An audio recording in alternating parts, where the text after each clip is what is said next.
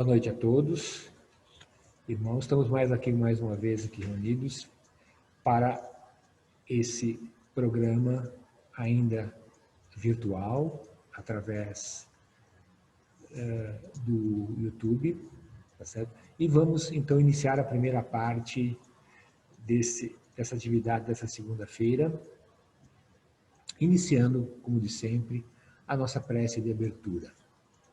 Então, todos elevemos o nosso pensamento ao alto, em agradecimento por mais essa oportunidade de estarmos aqui reunidos, mesmo que de forma virtual, para ouvirmos a palavra do Evangelho de Jesus, para o nosso caminhar nessa encarnação em direção ao progresso moral e intelectual que tanto almejamos, para que possamos, quando retornarmos à pátria espiritual, termos cumprido grande parte da nossa programação reencarnatória.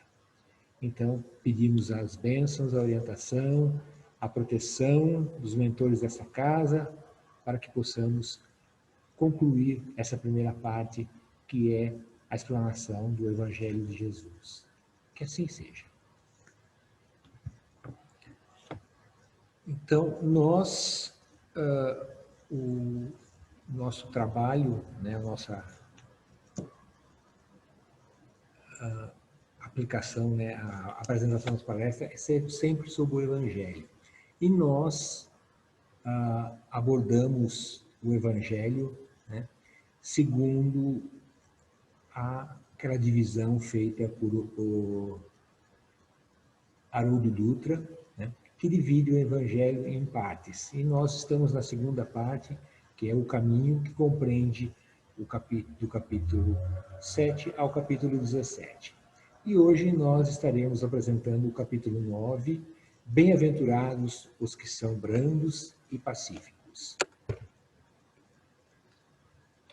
E sempre colocamos nas nossas apresentações a introdução, que é o lema principal da doutrina espírita, codificada por Kardec, que é nascer, morrer, renascer e ainda progredir, sem cessar.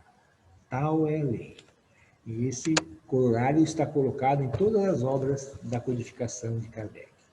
E como nós dissemos no início, a síntese que Haroldo Dutra, que estudou muito bem, muito a fundo o Evangelho, ele separou o Evangelho em 3 partes: a verdade, o caminho, a vida. A verdade é desde a introdução, capítulos de 1 a 4, capítulo 5, que é uma introdução ao capítulo 6, que é o Cristo Consolador. Afinal, o Evangelho, os evangelistas sempre falaram do Cristo, né, o Consolador. A segunda parte, o caminho, compreende do capítulo 7 ao capítulo 17, e nós estamos apresentando exatamente essa temática do Evangelho. E, por fim, a vida, que vai do capítulo 18 ao capítulo 23. Então, com essa introdução, podemos, então, especificamente iniciar. E, ainda na introdução, para uma clara compreensão do capítulo 9, bem-aventurados os que são brandos e pacíficos, é necessário a prática da lei de amor e caridade, assim como a entendia Jesus. E nós vamos poder ver esses aspectos bem definidos nesse capítulo. Então, o primeiro ponto, né, Kardec começa colocando sobre injúrias e violências. Então, lá de Mateus 5,5, temos a seguinte colocação: bem-aventurados os que são brandos, porque possuirão a terra. Bem-aventurados os pacíficos, porque serão chamados filhos de Deus. Mateus 5:9. E Mateus 5:21 e 22, ele coloca da seguinte forma: sabeis que foi dito aos antigos: não matareis, e quem quer que mate merecerá condenação pelo juízo. Eu, porém, vos digo que quem quer que se puser em cólera contra seu irmão, merecerá a condenação no juízo. Aquele que disser a seu irmão, racá, merecerá condenado pelo conselho. E que aquele que lhe disser, és louco, merecerá condenado ao fogo do inferno. Jesus coloca essas palavras de forma um pouco diferente, né? Mateus foi um pouco mais incisivo, mas é importante, né, como que Jesus coloca essas máximas. Por essas máximas, Jesus faz da brandura, da moderação, da mansuetude, da afabilidade, da paciência, uma lei. Condena, por conseguinte, a violência, a cólera e até toda expressão descortês de que alguém possa usar para com seus semelhantes. Arracá, entre os hebreus, era um termo desdenhoso que significava homem que não vale nada e se pronunciava cuspindo e virando a cabeça para o lado. Ou seja, esse termo, né, arracá, usada, né, no Evangelho por Mateus, ele significa homem vil, desdenhoso, né? Então, ou seja, era a pior classificação que se podia colocar a alguém, né? Enquanto Jesus, em contraposição, nos coloca brandura, moderação, mansuetude, afabilidade, paciência, que importa, como Kardec coloca aqui, como uma lei, e condena tudo que for lhe contrário, violência, cólera, ou seja, tudo mais que nós veremos nesse capítulo. Evidente se torna aqui, como essas circunstâncias, a intenção agrava ou atenua a falta, mas em que pode uma simples palavra revestir-se de tanta gravidade que mereça tão severa reprovação. Então, a pergunta que nós fazemos, por que uma simples palavra coloca tão severa reprovação? Aí, Kardec coloca de forma muito clara, é que toda palavra ofensiva exprime um sentimento contrário à lei de amor e da caridade, que deve persistir nas relações entre os homens e manter entre eles a concórdia e a união. É que constitui um golpe desferido na benevolência recíproca e na fraternidade. É que entretém o ódio e a animosidade.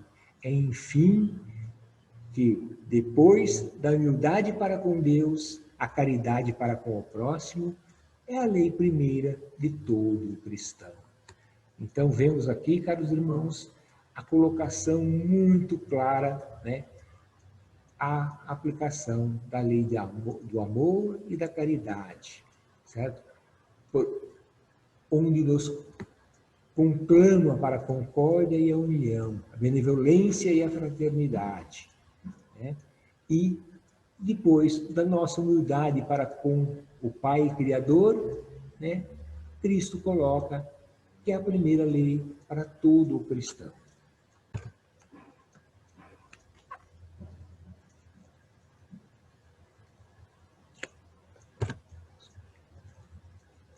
Mas o que queria dizer Jesus por essas palavras?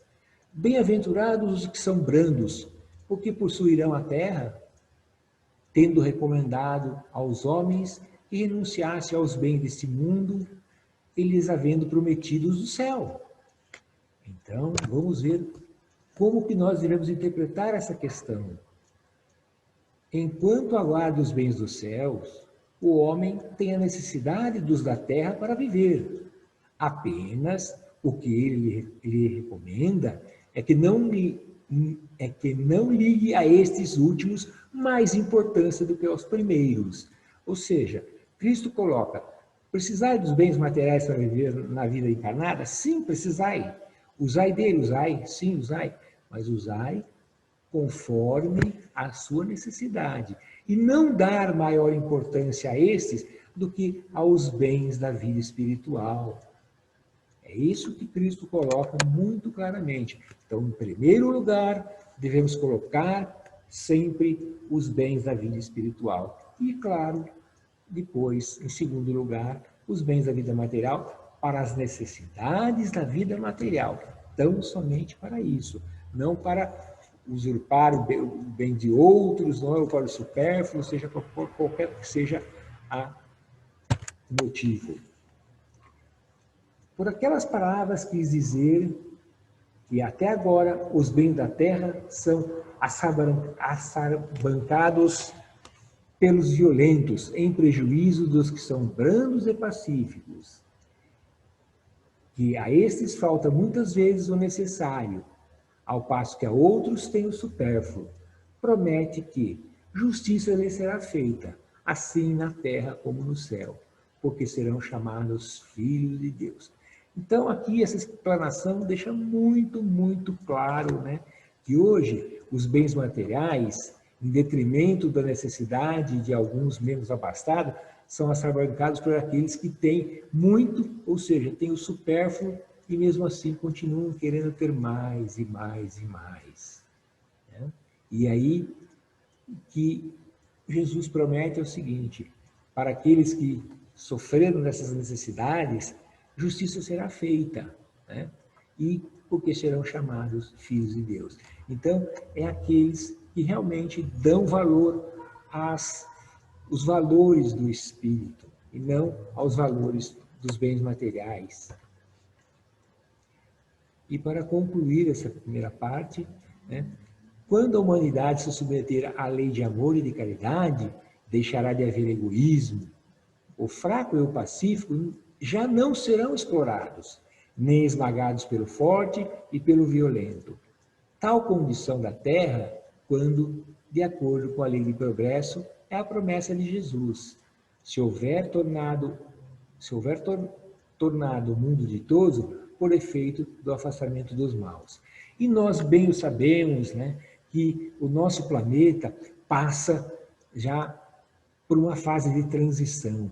Não iremos saltar do mundo de prova e expiação para o mundo ditoso, mas sim do mundo de prova e expiação para o mundo em regeneração, aonde não mais serão permitidos a reencarnação de espíritos que têm tendências para o mal, e somente aqueles que têm visão para o bem, para o progresso moral e intelectual. E, para e passo, iremos caminhar. E é muito lógico, muito óbvio, que embora em mundo primitivo, o nosso planeta, nós ainda, como estamos aqui, na escala primitiva, vivemos milhões de anos, né? milhões de anos, o ser humano apareceu na face da Terra como Homo, né? E chegando ao Homo sapiens há 200 mil anos atrás, mas apareceu como Homo há 4 milhões. Então, a duração da vida do planeta como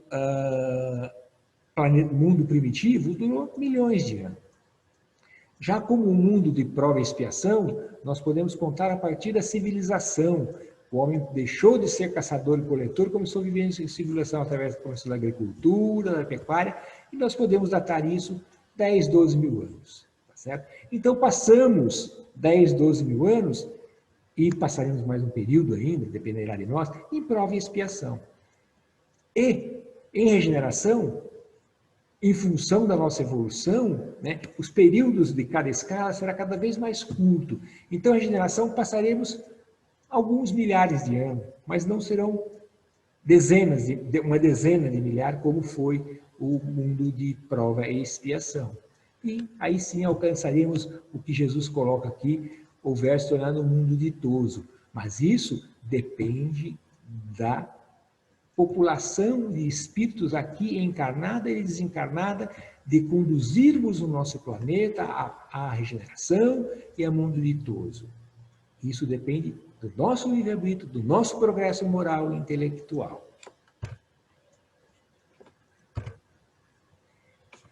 Instrução dos espíritos. Então, a primeira colocação do espírito é a afabilidade e a doçura. A benevolência para com seus semelhantes, fruto do amor ao próximo, produz a afabilidade e a doçura, que lhes são formas de manifestar-se. Entretanto, nem sempre há que fiar nas aparências. Então, o Espírito já coloca uma colocação. Não devemos nos afiar pelas aparências de afabilidade, doçura e de benevolência, fruto do amor ao próximo. O que ele nos coloca é um grande alerta. O mundo está cheio dessas criaturas que têm nos lábios o sorriso e no coração o veneno, que são brandas desde que nada as agaste, mas que mordem a menor contrariedade, cuja língua, de ouro quando falam pela frente, se muda em dardo peçonhento quando estão por detrás. Então, meus caros amigos, meus caros irmãos, é importante essa colocação, que não é o que diz ou o que sai da boca, mas é que sim o que vem do coração, que coloca realmente, né, a questão da afabilidade e da doçura. São os nossos atos, sempre, independente da situação que estejamos, na frente daquele ou por detrás. Devemos sempre, através dos nossos atos, não simplesmente colocar palavras ao vento, né, de afabilidade e doçura, e nosso comportamento não condizer com o que a nossa boca diz. Então, Lázaro conclui: não basta que os lábios mandem leite e mel, se o coração de modo algum lhe está associado, só há hipocrisia. Aquele cuja afabilidade e doçura não são tingidas nunca se desmente. É o mesmo, tanto em sociedade como na intimidade. Esse, ao demais, sabe que se, pelas aparências, se consegue enganar os homens, a Deus ninguém engana. Lázaro, Paris, 1861. Então aqui, caros irmãos, vemos o seguinte, que são as nossas atitudes que vêm do fundo do coração. Quando ele coloca a Deus ninguém engana, quando nós colocamos dessa forma, as leis divinas e naturais, né, que nos presidem, que nos dirigem, né? Então, é essa questão que nós, quando transgredimos uma lei, nós não estamos enganando a Deus, de forma nenhuma. Nós estamos enganando a nós mesmos, né? Ou seja, enganando os homens, tá certo? Então, o que Lázaro coloca, que essa benevolência, o fruto do amor ao próximo, a afabilidade, a doçura, tem que ser do fundo do nosso coração, e não apenas nas nossas palavras. E do fundo do nosso coração são das nossas ações. Outro atributo dos brandos e pacíficos, a paciência. Então, o Espírito coloca da seguinte forma: a dor é uma bênção que Deus envia aos seus eleitos. Não vos aflijais, pois quando sofreres, antes bendizei a de Deus onipotente que, pela dor deste mundo, vos marcou a glória do céu. Como nós bem sabemos, vivemos num mundo de provas e expiações. E no mundo de provas e expiações, o melhor mecanismo para a evolução intelectual e moral é a dor. Então, por isso que nós colocamos, a doutrina espírita coloca dessa forma.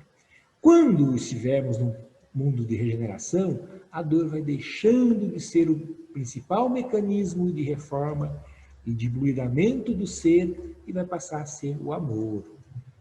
Então, aquela colocação, ou se aprende pela dor ou pelo amor. Ainda, na nossa grande maioria, nós aprendemos pela dor. E já um pouco, já começamos a aprender através do amor. E para a evolução na escala dos mundos, cada vez mais esse aprendizado pelo amor se tornará mais frequente e o da dor vai diminuindo, diminuindo, até desaparecer de nós quando evoluirmos na escala, na lei de progresso. Então, ele coloca, sede pacientes. A paciência também é uma caridade e deveis praticar a lei de caridade ensinada pelo Cristo, enviado por Deus. A caridade que consiste na esmola dada aos pobres é a mais fácil de todas. Aqui, quando ele coloca caridade, ele não está falando caridade da forma de bens materiais ou esmola dada aos menos abastados, aos mais pobres, que também é uma caridade e também é necessária. Mas ele está falando da caridade de uma forma muito mais abrangente, caridade ensinada pelo Cristo. Qual é a caridade ensinada pelo Cristo? É a prática da lei de justiça, de amor e de caridade, que é a lei que abrange, né? Como se diz num conjunto, né, matemático, no diagrama de Venn, é a lei que contém todas as outras leis. Né? Lei de transformação, lei de sociedade, lei de trabalho, lei de progresso, ou seja, todas aquelas leis que estão descritas muito bem no livro 3º do Livro dos Espíritos, que Kardec colocou muito bem todas as leis, né? E a lei de justiça, de amor e de caridade, contém todas essas outras leis que lhe são complementares. Então, e o que o Espírito que nos pede, que sejamos pacientes, que a paciência também é uma caridade, mas caridade de uma forma abrangente, como ensinava Jesus Cristo. A outra há, porém, muito mais penosa e, consequentemente, muito mais meritória, a de perdoarmos aos que Deus nos colocou em nosso caminho para serem instrumento do nosso sofrer e para nos porem à prova a paciência. Então, o Espírito aqui coloca mais uma, além da paciência, ele coloca o perdão, né? Porque ele nos coloca realmente à prova a paciência. E o perdão a quem? O perdão a todos que cruzarem o nosso caminho nessa encarnação. Principalmente aqueles que estão dentro do nosso lar, no nosso círculo familiar, no nosso círculo de trabalho, no nosso dia a dia, né? Então, principalmente esses que são mais próximos, né?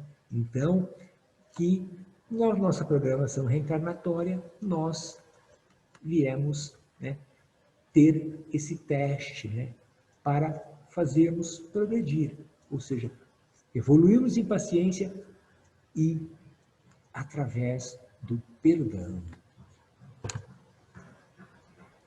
E ele conclui, coragem, amigos, tendes no Cristo o vosso modelo. Mais sofreu ele do que qualquer de vós e nada tinha de que se penitenciar.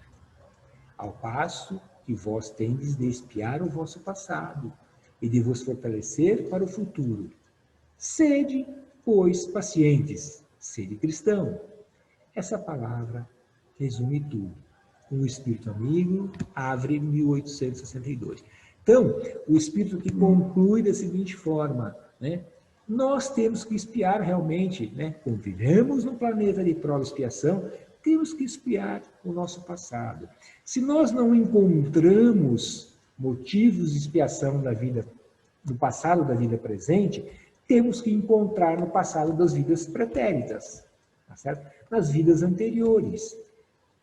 E nada é injusto na lei divina, porque, como bem dissemos antes, lei de justiça, de amor e de caridade. Então, a justiça é feita. Que justiça é essa? Justiça de acordo com as leis divinas e naturais. O que é uma expiação? Uma expiação é uma transgressão dessa lei divina, das leis divinas que nós fizemos ou nessa encarnação ou no passado. O que é um bem? É cumprimento dessa mesma lei. Agora, não é Deus nem Jesus que nos cobra, é a nossa consciência, nós mesmos nos cobramos para podermos avançar na lei de progresso. Só assim nós teremos a condição. Por isso que o Espírito aqui nos pede paciência. Obediência e resignação, mais uma instrução dos Espíritos. A doutrina de Jesus, em todos os seus pontos, a obediência e a resignação, duas virtudes companheiras da doçura e muito ativas, se bem que os homens erradamente confundem com a negação do sentimento da vontade. Então, o Espírito vai esclarecer esse ponto, mas nós já devemos colocar como virtudes a cultivar e desenvolver obediência e resignação. Então, o Espírito coloca: a obediência é o consentimento da razão, a resignação é o consentimento do coração, forças ativas, ambas, porquanto carregam o fardo das provações, que a revolta insensata deixa cair. Olha essa colocação, vamos repetir com ênfase. Obediência é o consentimento da razão. E nós, como seres racionais, né, cada vez mais racionais, temos que desenvolver e cultivar a obediência por ser racional. Já a resignação é o consentimento do coração. E quando nós colocamos, quando a doutrina, o Espírito coloca coração, nós colocamos coração no sentido de amor, coração no sentido de sentimento, coração no sentido de lei de amor, né? Então, olha a colocação muito forte, extremamente importante, né? Então, resignação está ligada ao coração, ao amor. E obediência está ligada à razão. Jesus foi a encarnação dessas virtudes, que a antiguidade material desprezava. Ele veio no momento em que a sociedade romana padecia nos desfalecimento da corrupção. Veio fazer que, no seio da humanidade deprimida, brilhasse os triunfos do sacrifício e da renúncia carnal. Então, Cristo não veio muito antecipadamente, nem muito depois. Ele veio no momento exato, né? Reencarnou aqui e foi a encarnação dessas virtudes e de todas as outras mais que nós encontramos pelo Evangelho, mas aqui o Espírito está focando nessas duas, tá certo? E veio para que brilhassem o triunfo do sacrifício e da renúncia carnal. De quem? Daqueles que já tinham um desenvolvimento moral suficiente para compreender a vida espiritual na sua amplitude total e não simplesmente ficar focado à vida corporal, à vida carnal. Então, por isso que eles pedem, brilhassem os triunfos do sacrifício e da renúncia carnal. Quando a renúncia carnal, novamente, como colocou no início da apresentação, os bens materiais têm que ficar sempre em segundo plano e nós usarmos de forma necessária para mantermos a nossa vida material. E sim darmos privilégio e prioridade para os bens da vida espiritual, que são o desenvolvimento moral e intelectual de nós em espírito.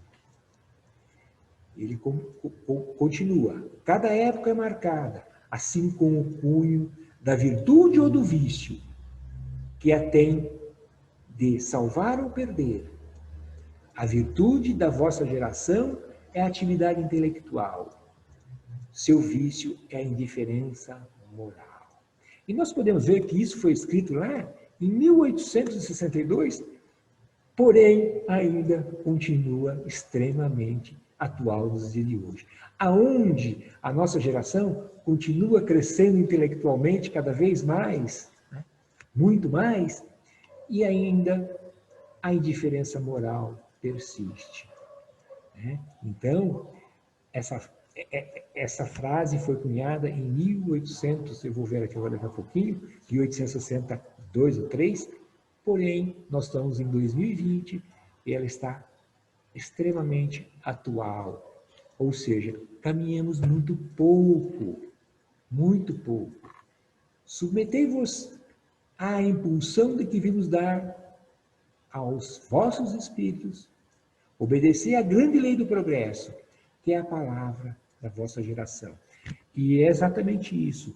É a lei de progresso, tanto dos espíritos aqui encarnados como espíritos desencarnados, para fazer com que nosso planeta deixe de ser um planeta de prova e expiações para ser um planeta de regeneração. Isso depende de quem? Depende da população dos espíritos que habitam o nosso planeta, sejam eles na parte espiritual ou sejam eles aqui na vida material. 1863. Toda resistência orgulhosa terá de, cedo ou tarde, ser vencida. Aí ele afirma: bem-aventurados, no entanto, os que são brandos, pois prestarão dócil ouvido aos ensinos. Lázaro, Paris, 1863.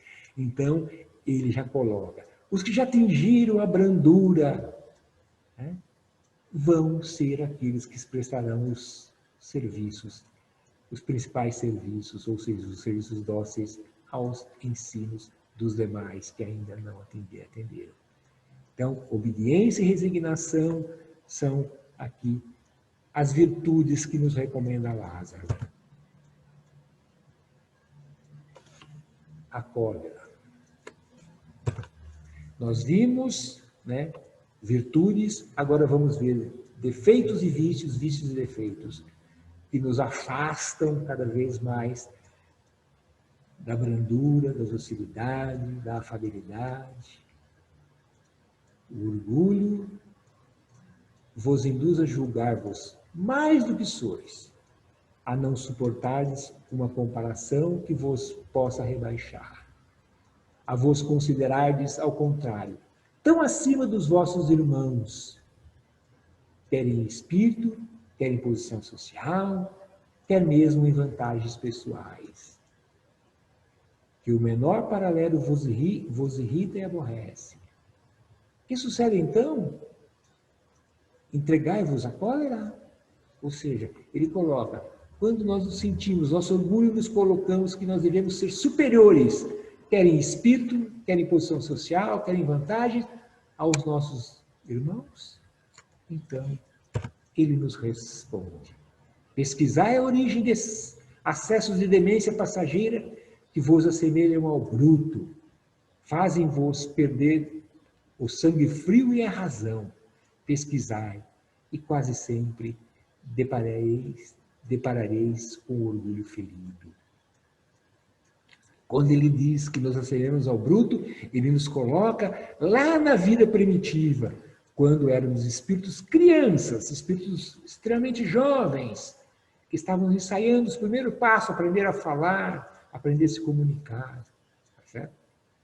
E ele nos coloca lá os nossos caçadores e coletores, quando aqui vivíamos nessa fase de mundo primitivo. Nos joga há milhões de anos para trás. E faz-nos lembrar que nós não estamos usando com a razão. Ou seja, quase sempre, sim, com o orgulho ferido. E o orgulho, nós sabemos que é um dos vícios, uma das chagas da humanidade, né, junto com o egoísmo, a dupla principal, né, de nossos motivos de queda, orgulho e egoísmo. Se ponderasse que a cólera a nada remedia, que lhe altera a saúde e que lhe compromete até a vida, reconheceria ser ele próprio a sua primeira vítima. Mas outra consideração, sobretudo, deverá contê-lo, a de que torna infelizes todos os que o cercam.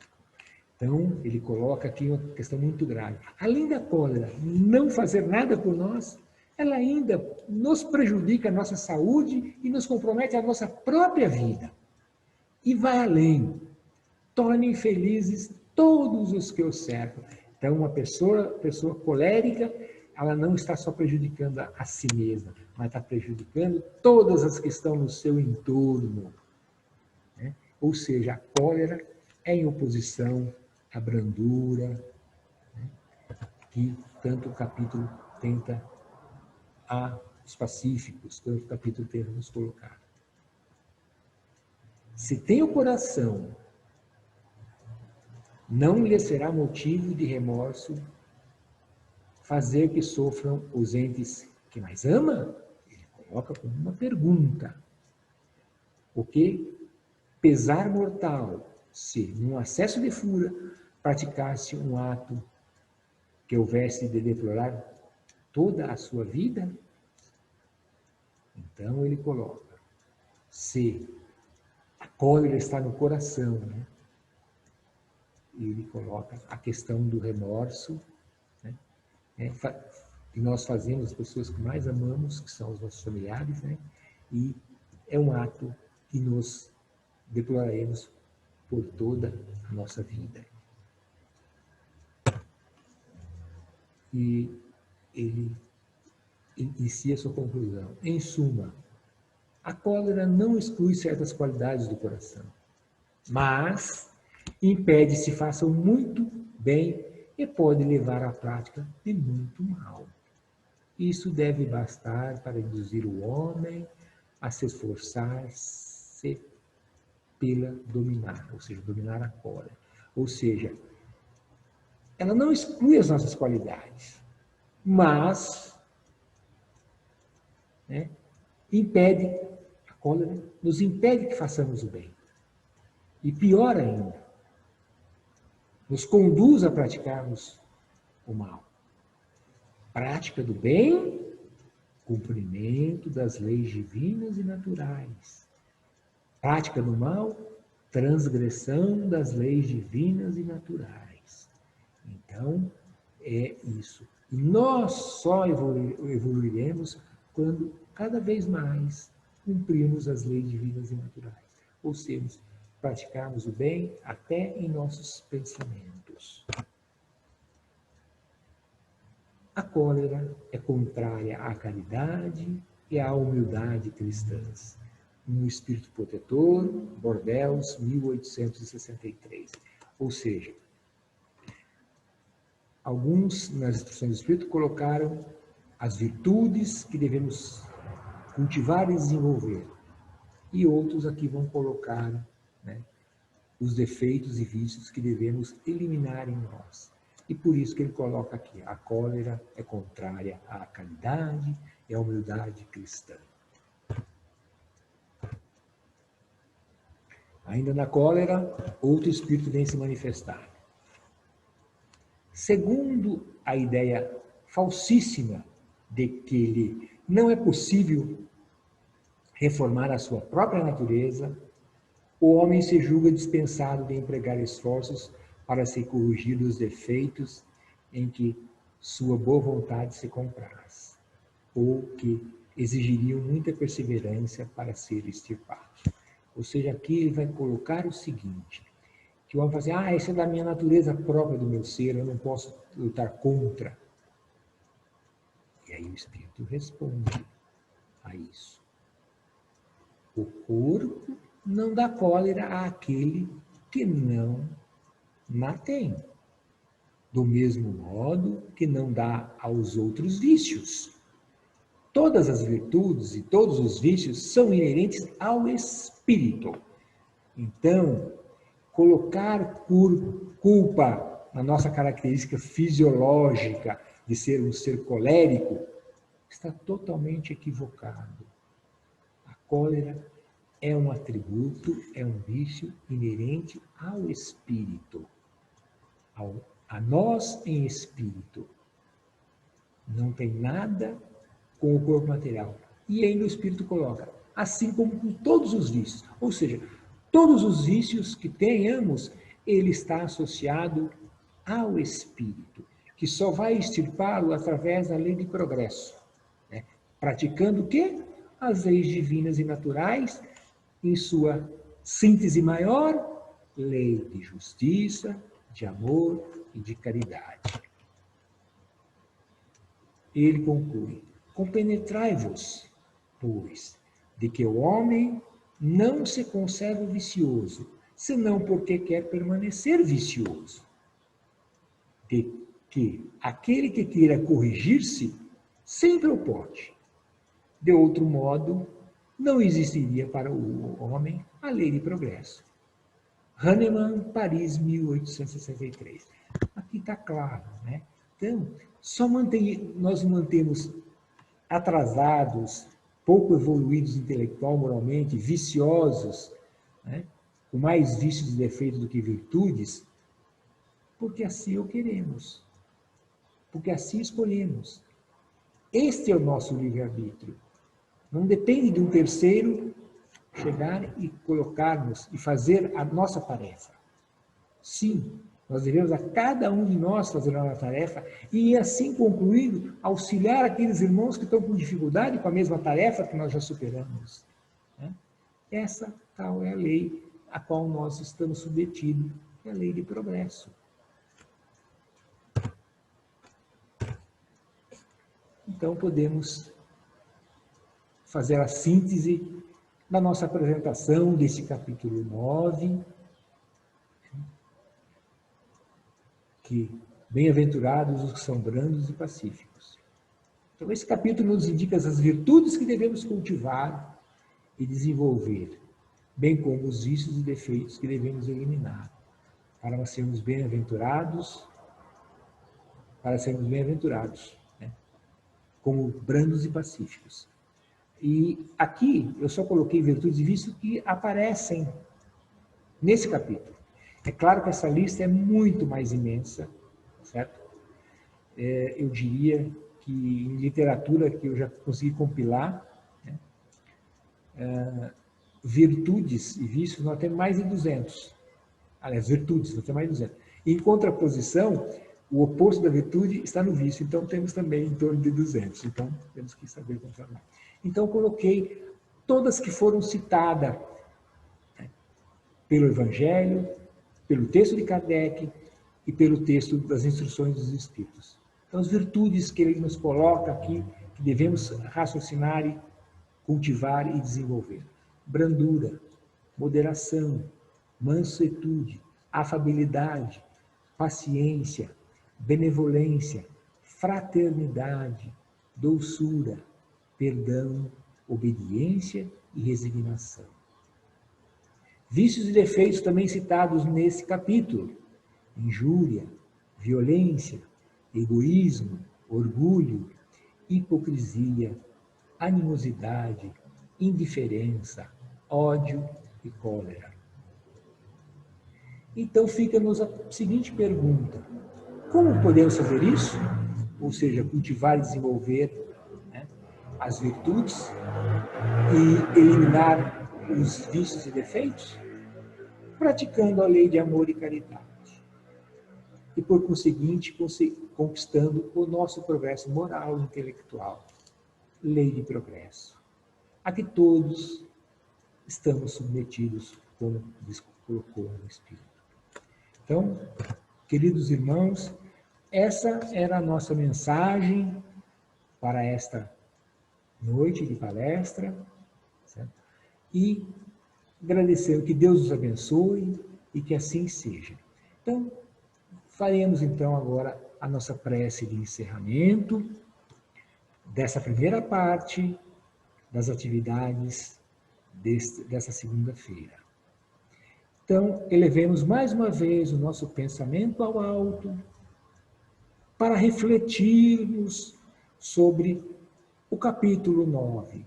Bem-aventurados os que são brandos e pacíficos, e todos aqueles